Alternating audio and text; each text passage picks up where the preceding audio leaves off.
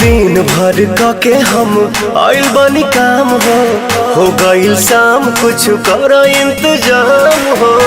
सुना तारू हो बोली ना जी।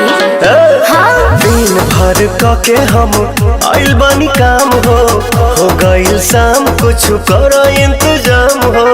दही में दम रही तबे लड़ी गाड़ी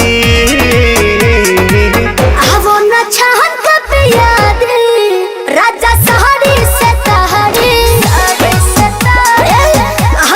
छहन के पिया दी राजा सहरी से तहरी।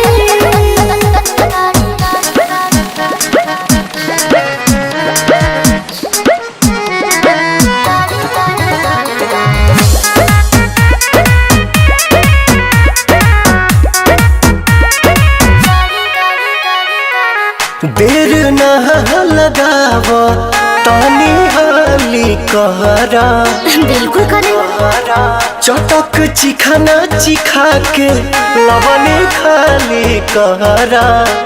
ए राजा जी वही ठमडोइया छोटहिया बिछा दी हो तपसे लबा तबे लबा हो डोला दी। मूड बनो के तनी बने दया नाड़ी छहन के पिया दे राजा सहरे सतहरे छहन के पिया दे राजा सहरे सतहरे।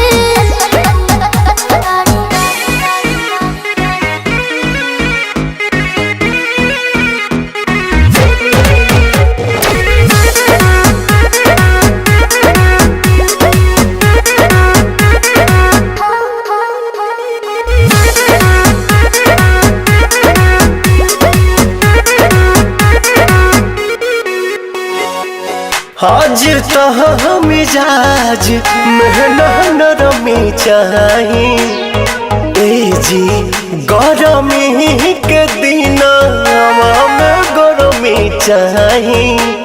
ए राजा जी इतना ना फायदा करेला दहे दूध हो चार छक मार